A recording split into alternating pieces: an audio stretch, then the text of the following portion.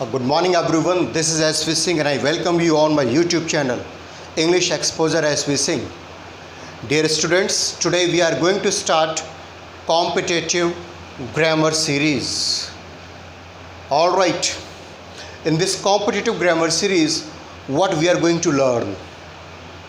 यह सीरीज़ उन सभी एस्पायरेंट्स, उन सभी कैंडिडेट्स के लिए है जो अपने आप को गवर्नमेंट जॉब में सेलेक्ट देखना चाहते हैं. Whether it is SSC, bank, NDA, CDS, air force, whether X group हो, वाई ग्रुप एयरफोर्स का, navy, double A, SSR, XYZ, किसी भी गवर्नमेंट कंपटीशन में जो ग्रामर आता है ये वह सीरीज़ है. इसमें क्या क्या रहेगा, क्या इंक्लूड रहेगा, वो सभी ध्यान से सुनेगा. सपोज़ इंग्लिश में से कंपटीशन में ग्रामर के अंदर दो चीज़ आती हैं बेसिकली. किसी भी कंपटीशन की बात करें तो इंग्लिश में से दो ही चीज़ आती हैं. Number one, grammar. ग्रामर में से क्या आता है? Selected portion, parts of speech, noun, pronoun, adjective, adverb, conjunction, preposition, इनमें से आता है सेलेक्टेड पोर्शन. किस टाइप के क्वेश्चन बनते हैं? Spot the error, fillers, rearrangement. On the other hand second side में क्या आता है आपके? तिकड़ी. तिकड़ी कौन सी? Tense, passive voice and narration. और क्या आता है? अनसीन पैसेज, कॉम्प्रिहेंशन पैसेजेस और वोकैबुलरी. वोकैबुलरी में सिनोनिम्स हैं, एंटोनिम्स हैं, वन वर्ड है, इडियम फ्रेजेस हैं. इन सभी को मिलाकर वोकैबुलरी आती है. तो इस ग्रामर सीरीज़ में हम लोग दो चीज़ों पर फोकस करेंगे. Number one, competitive grammar. Number two, vocabulary. तो जो स्टूडेंट्स रेगुलर बेसिस पर कॉम्पिटिटिव ग्रामर सीखना चाहते हैं, आज ही इस चैनल को सब्सक्राइब करें, लाइक करें, बेल आइकन को प्रेस करें, शेयर करें. और एक इम्पॉर्टेंट बात कि कहीं भी आपको पैसा जमा करने की ज़रूरत नहीं है. ये complete series free of cost है. रेगुलर बेसिस पर आपको वीडियोस मिलेंगे.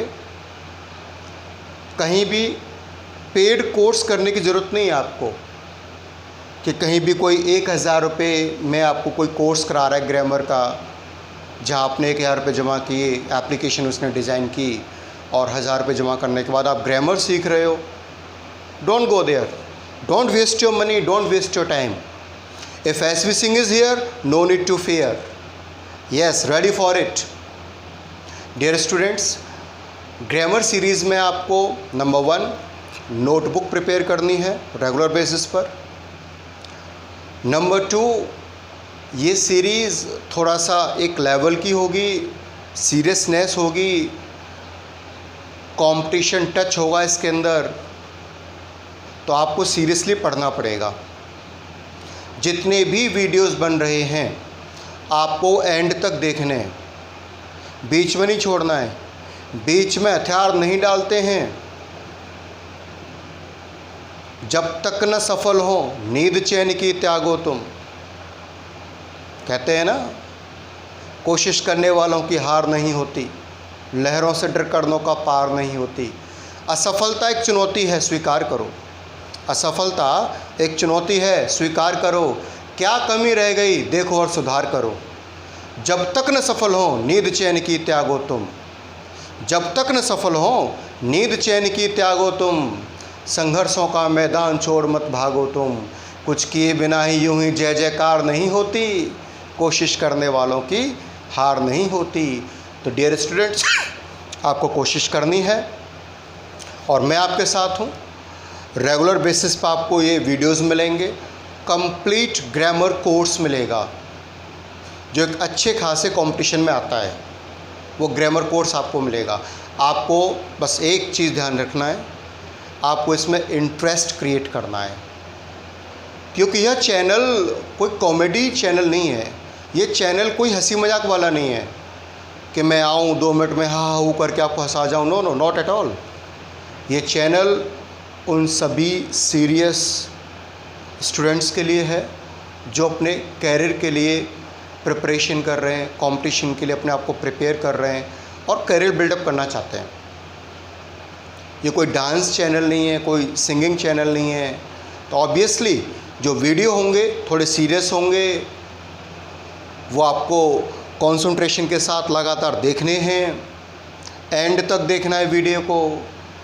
जब भी वीडियो आप देखें नोटबुक और पेन लेके बैठना है, सभी चीज़ों को लिखना है, उसके अंदर समझना है और जैसा मैं कहूँ उस चीज़ को फॉलो करना है। सिंपल। इसमें सबसे बड़ी बात है कि आपको इंटरेस्ट क्रिएट करना है अपना। यस, ग्रामर में इंटरेस्ट क्रिएट करना है। देखिए, कोई भी टॉपिक हो, कोई भी सब्जेक्ट हो, इंग्लिश ग्रामर की बात करें, स्पोकन की बात करें, किसी मैथ्स की बात करें, फिज़िक्स की बात करें, केमिस्ट्री की बात करें, कोई भी सब्जेक्ट आप जब पढ़ें तो उसमें इंटरेस्ट क्रिएट करें। इंटरेस्ट कैसे क्रिएट करें? ये देखें कि ये चीज़ हम पढ़ रहे हैं, ओहो ऐसे होता है ये, वाह मज़ा आ गया। उस टॉपिक से, उस सब्जेक्ट से दोस्ती कर लो, फ्रेंडशिप कर लो कि hey English, you are my friend, we are friends, we are best friends. मुझे अच्छा लगता है इंग्लिश पढ़ना, मुझे अच्छा लगता है इंग्लिश बोलना, इंग्लिश मेरा पैशन है, मैथ्स मेरा पैशन है। तो डियर स्टूडेंट्स, किसी भी सब्जेक्ट की बात करें, किसी भी टॉपिक की बात करें, कोई भी XYZ, अगर आपको उसे ढंग से सीखना है तो फ्रेंडशिप करनी पड़ेगी। तो आपको ग्रामर से फ्रेंडशिप करनी पड़ेगी। वीडियो को पेशेंस के साथ लास्ट तक देखना पड़ेगा, चीज़ों को समझना पड़ेगा, लिखना पड़ेगा और एग्ज़ाम क्वालिफाई करना पड़ेगा। और hard work pays, as we know hard work pays, मेहनत कभी विफल नहीं जाएगी, उसका रिजल्ट डेफिनेटली आता है और उसके लिए मैं आपके साथ हूँ।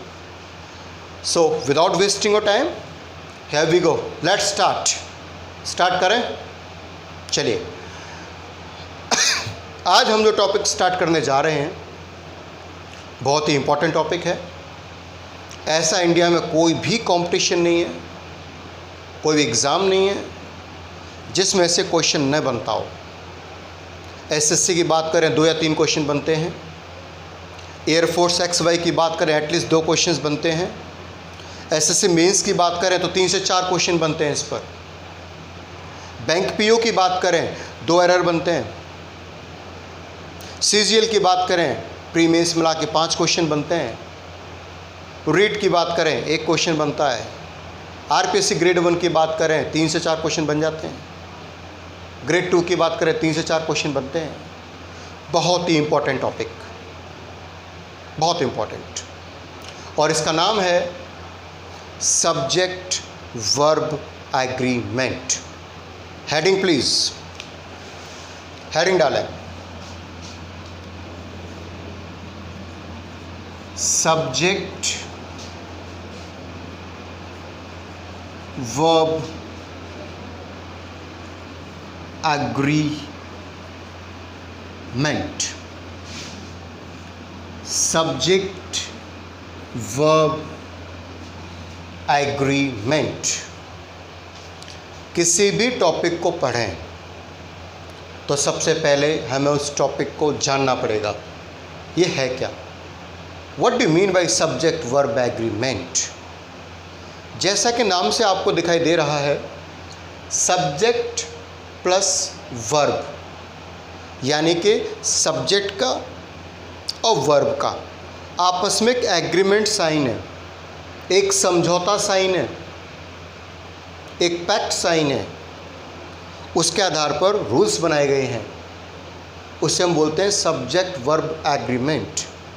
सीधे साधे शब्दों में कहें, use of verb according to the subject is called subject verb agreement. क्रिया का कर्ता के अनुसार प्रयोग ही कहलाता है सब्जेक्ट वर्ब एग्रीमेंट। जैसा जैसा सब्जेक्ट वैसी वैसी verb, singular subject singular verb, plural subject plural verb, तो जैसा सब्जेक्ट वैसी वर्ब, उसे हम क्या कहेंगे? Subject verb agreement.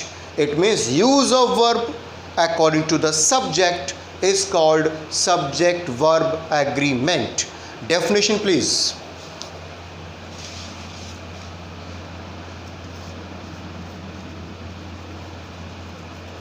Definition लिखें. Use of the verb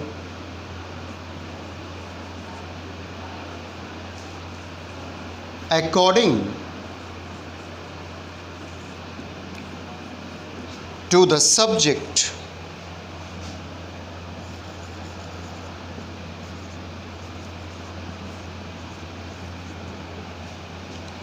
is called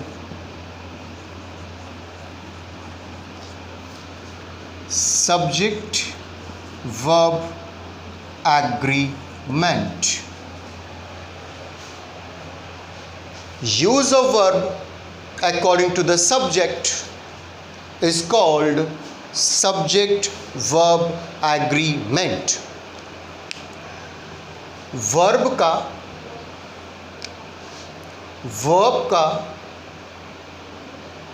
subject के अकॉर्डिंग प्रयोग ही कहलाता है subject verb agreement. For example,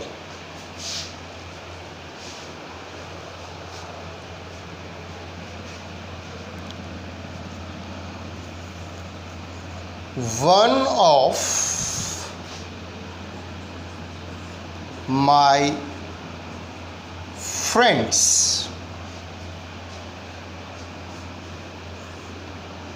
dash a lot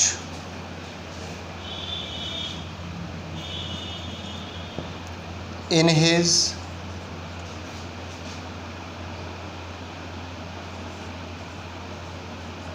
workplace.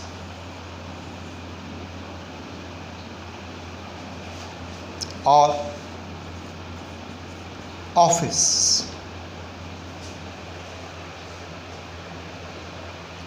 One of my friends dash a lot in his office or at his workplace. Verb आपको दी जाती है boast या फिर बोस्ट्स. One of my friends boast a lot in his office या at his work place, या फिर one of my friends बोस्ट्स a lot. क्या रहेगी चॉइस आपकी?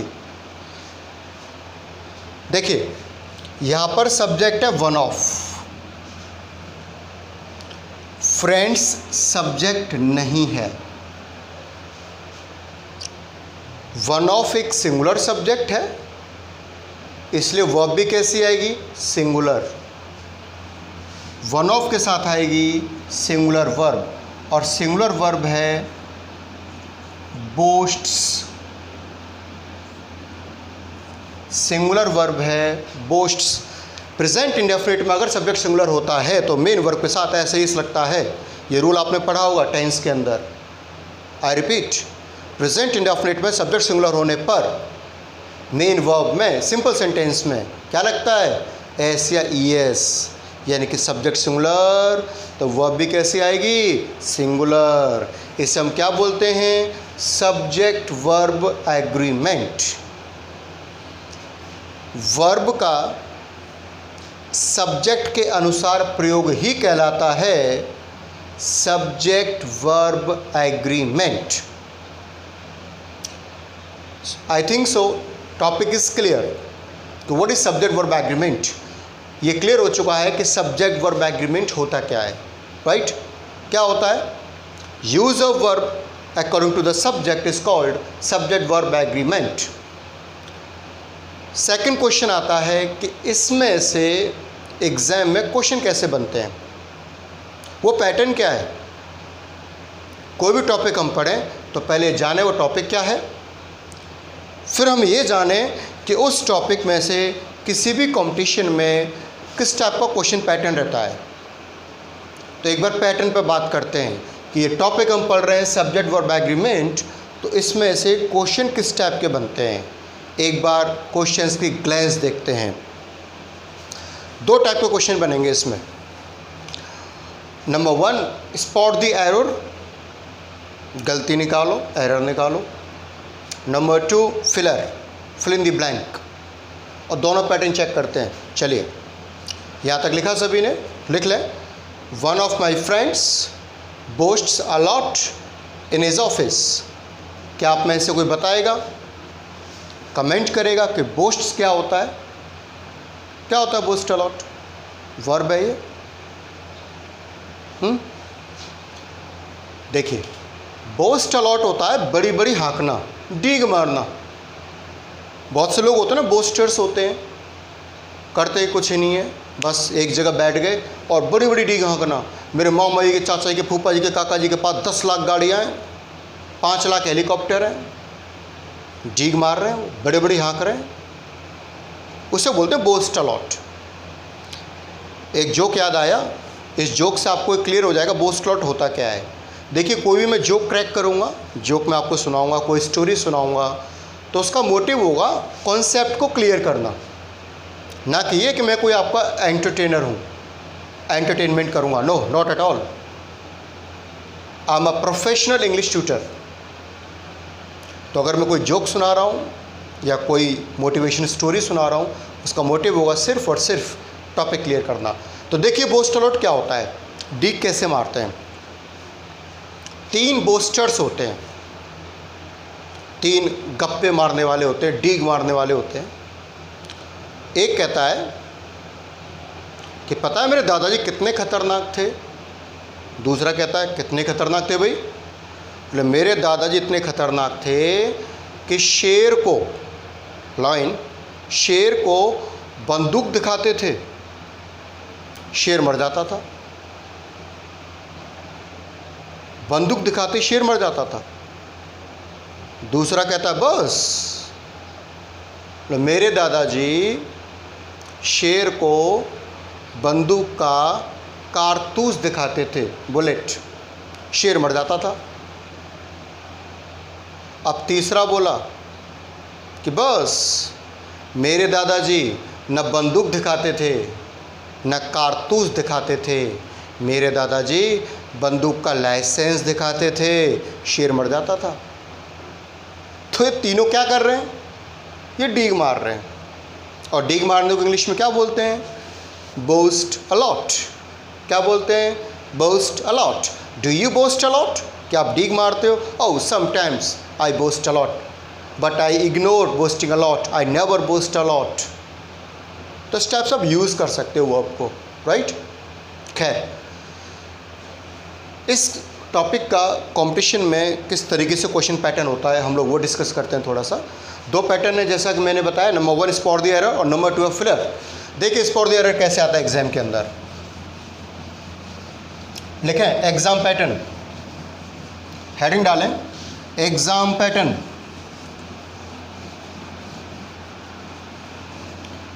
Exam pattern,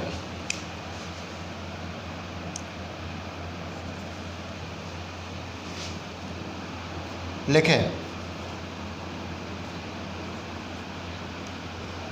the principal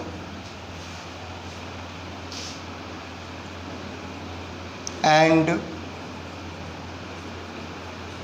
teacher are good at English.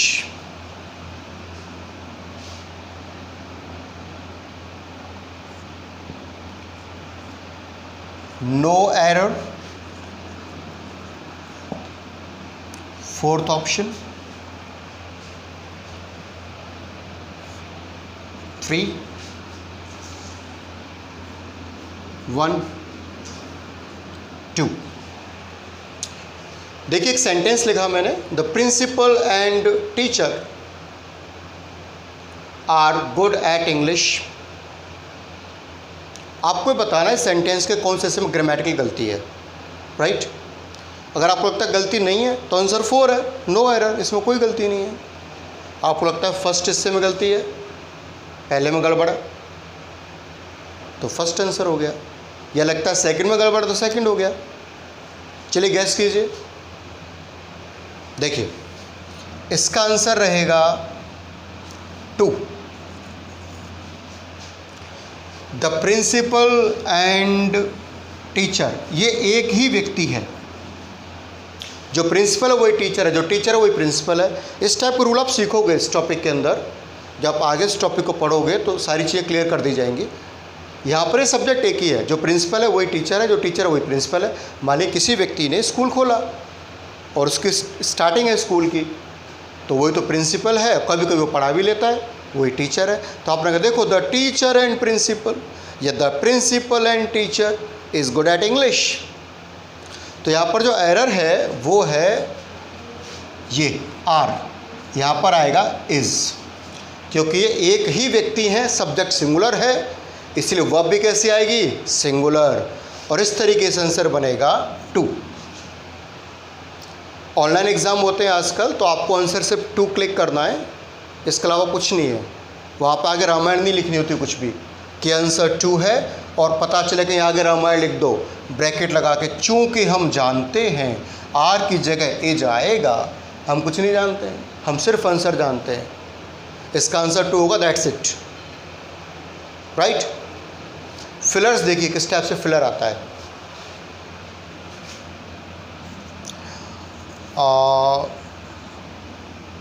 each boy and each girl dash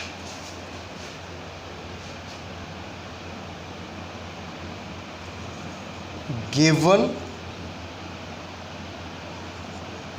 a prize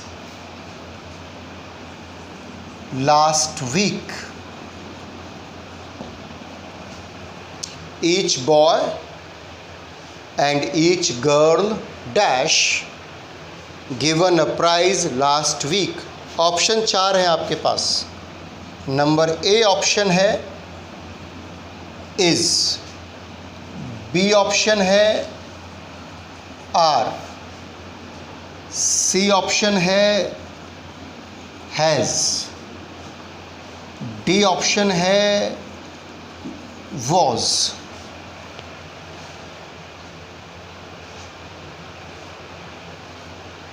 क्या choose करोगे?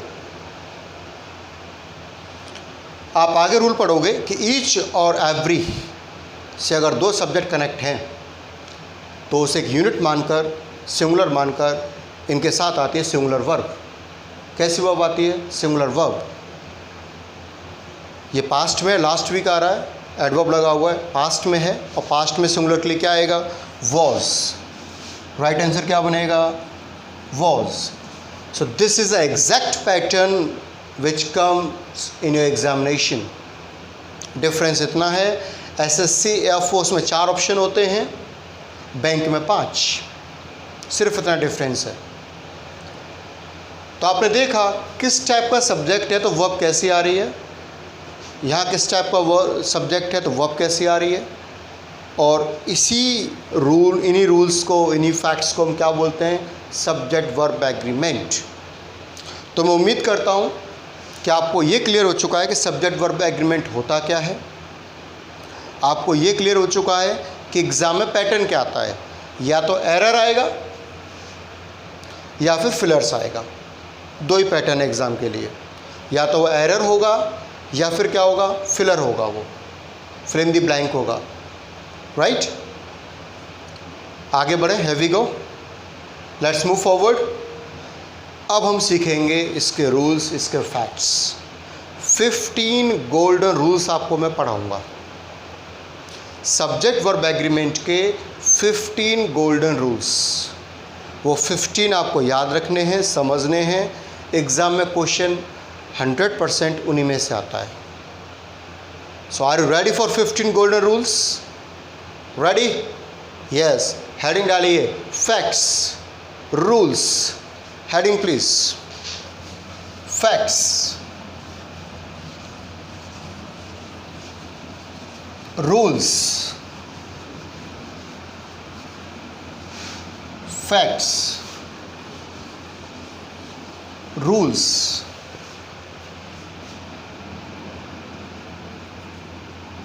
Facts. Fact number 1 पहले समझेंगे, ठीक है, बाद में लिखेंगे। Fact number 1, we use singular verb with indefinite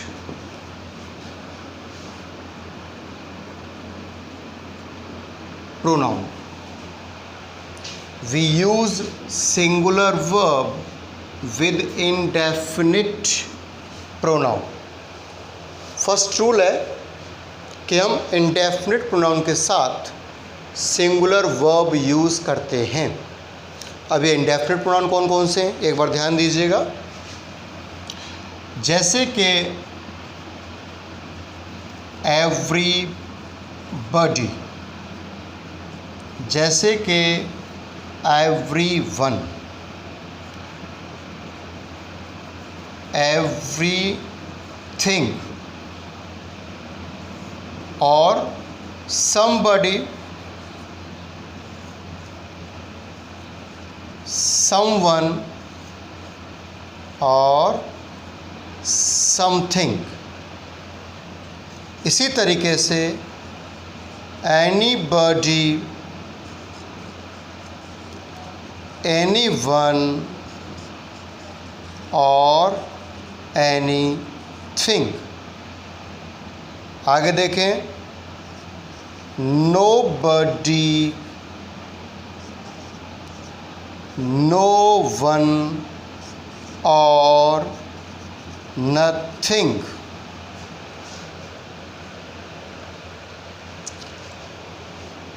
everybody, everyone, everything, somebody, someone, something, anybody, anyone, anything, nobody, no one, nothing। everybody, everyone बोलें तो हर एक, everything बोलें तो सब कुछ, somebody, someone कोई, something कुछ, anybody, anyone कोई भी, anything कुछ भी, nobody, no one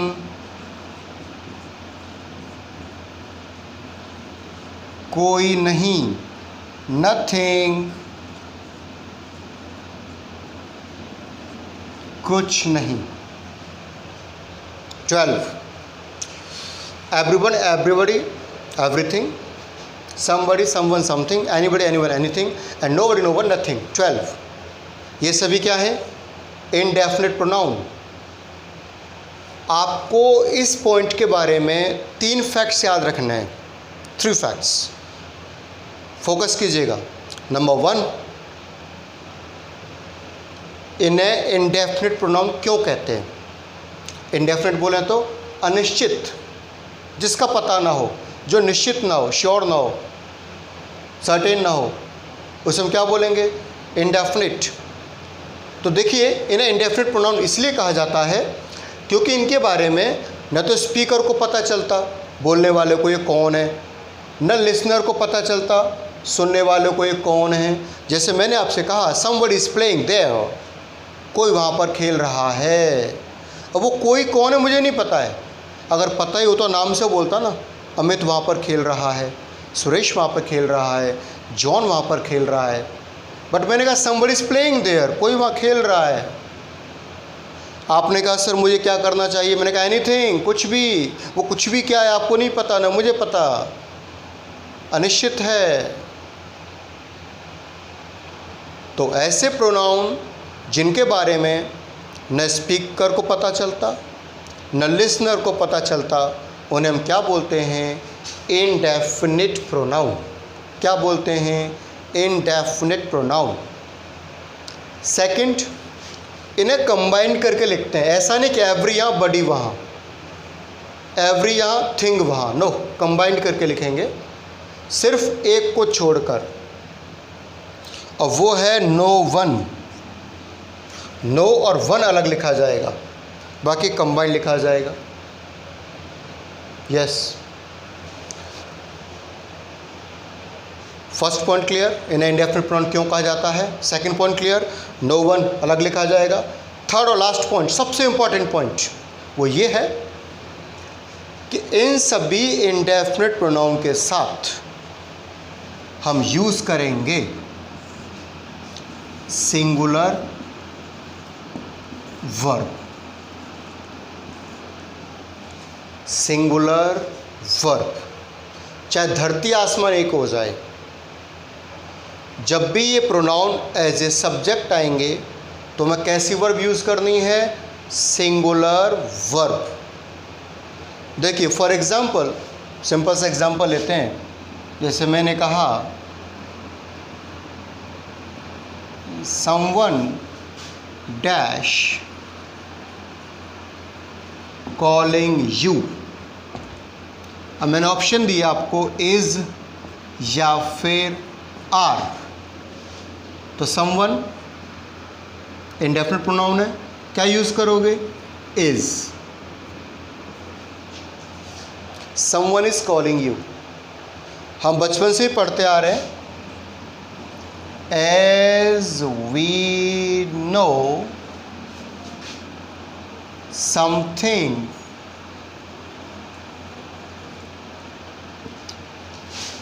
is better than nothing. Something is better than nothing. कुछ होना न होने से अच्छा है। तो यहाँ भी क्या है? Singular verb. समथिंग के साथ सिंगुलर वर्ब। यहाँ सब्जेक्ट क्या था? समवन। कैसी वर्ब यूज़ की? सिंगुलर। यहाँ सब्जेक्ट क्या है? समथिंग। कैसी वर्ब यूज़ की? सिंगुलर। डियर व्यूवर्स, चाहे धरती आसमान एक हो जाए, इन सब के साथ वर्ब कैसे यूज़ होगी? सिंगुलर। इसी को हम क्या बोलते हैं? Subject verb agreement. किस टाइप का सब्जेक्ट होगा, किस टाइप की वर्ब आएगी, इसे हम बोलते हैं सब्जेक्ट वर्ब एग्रीमेंट। एक बार दिमाग में सेव करेंगे। देखिए, एवरीबडी, एवरीवन, एवरीथिंग। आप मेरे साथ साथ थोड़ा सा प्रोनाउंशिएट करो, इसे बोलो। आप घर पर हो, कोई फ़र्क नहीं पड़ता है, आप सीख रहे हो, अच्छी चीज़ सीख रहे हो, बोलो मेरे पीछे पीछे, इससे दिमाग में सेव होगा। राइट, बोलो एवरीबडी, एवरीवन, एवरीथिंग। बोलो somebody, yes, someone, something, anybody, anyone, anything, nobody, no one, nothing, plus singular verb. कैसी वर्ब? Singular verb. इनके साथ कैसी वर्ब आएगी? Singular verb. इसका स्नैपशॉट ले लो, स्क्रीनशॉट ले लो, इसका स्क्रीनशॉट लीजिए। ऐसे ही फ़ोटो खिंच जाना चाहिए, दिमाग में सेव सीधा।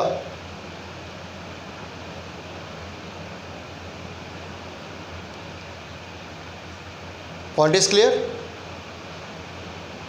चलिए कुछ क्वेश्चंस करते हैं हम लोग जो प्रीवियस ईयर्स में आए हुए हैं।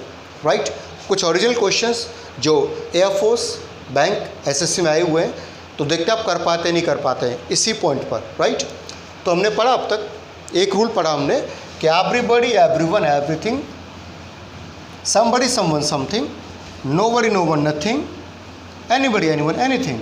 इनके साथ वर्ब यूज़ होती है सिंगुलर। और एक किस टाइप के प्रोनाउन होते हैं? इंडेफिनिट। किस टाइप के होते हैं? इंडेफिनिट, जिसके बारे में न तो स्पीकर को पता चलता न लिसनर को पता चलता, उसे हम बोलते हैं इंडेफिनिट प्रोनाउन। चलिए कुछ क्वेश्चंस करते हैं, लिखें।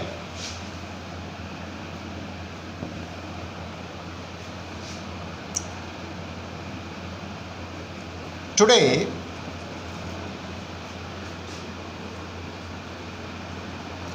everybody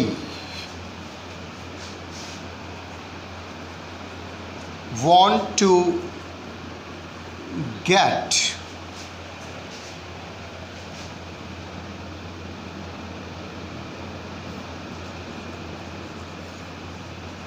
progress by leaps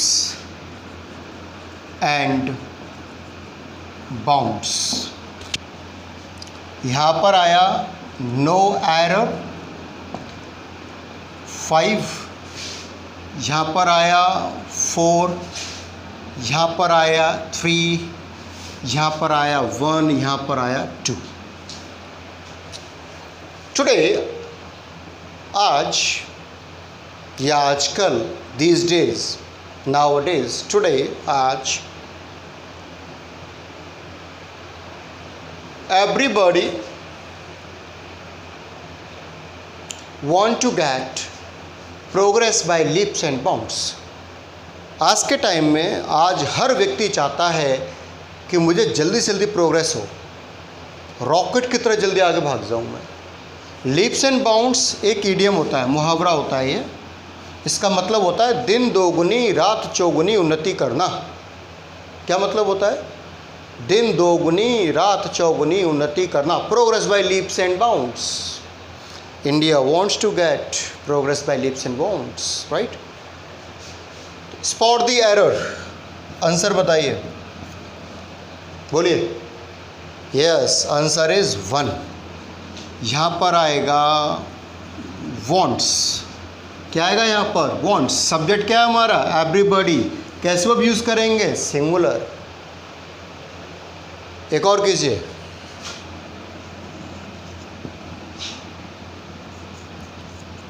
it is sad that nothing dash impossible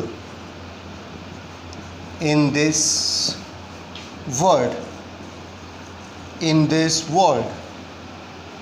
you have option number 1,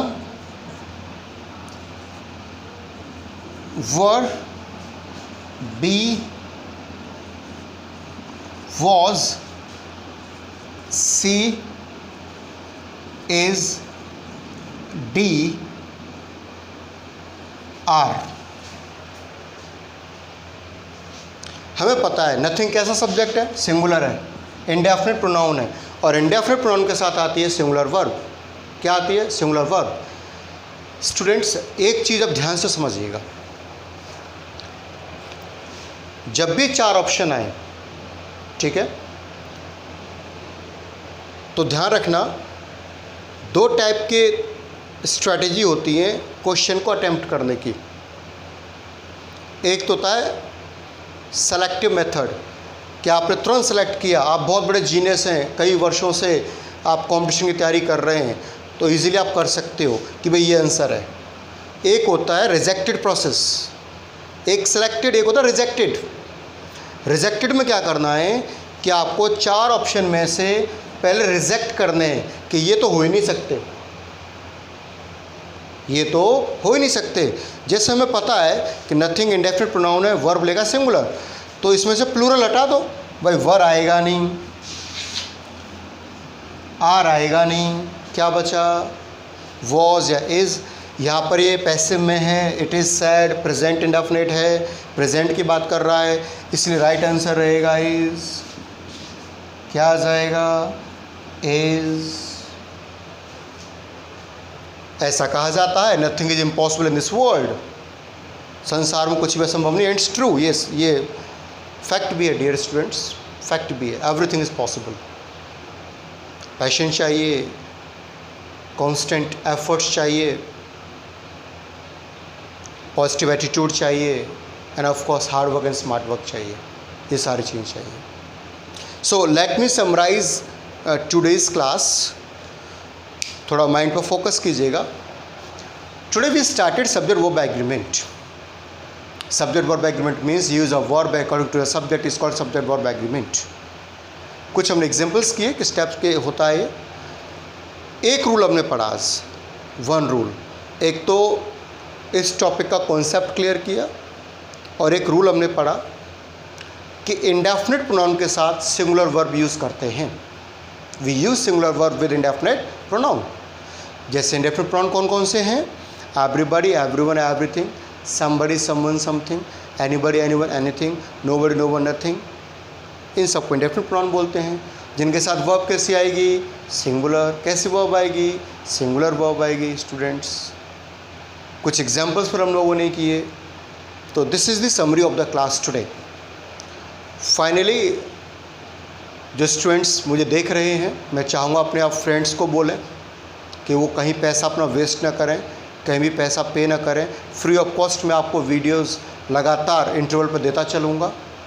आप फोकस के साथ पढ़ते चलें, नोटबुक प्रिपेयर करें, जो चीज़ें लिखाई जा रही हैं उन्हें लिखें, पढ़ें, समझें, अधिक से अधिक क्वेश्चन सॉल्व करें, और रेगुलरली इस चैनल को आप देखते रहें। फाइनली सब्सक्राइब दिस चैनल,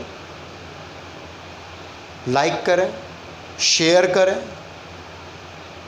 अधिक से अधिक फ्रेंड्स को शेयर करें, मैसेज दें उन्हें कि yes you can learn English competition as well as spoken part. So wish you all the best, take care, good bye.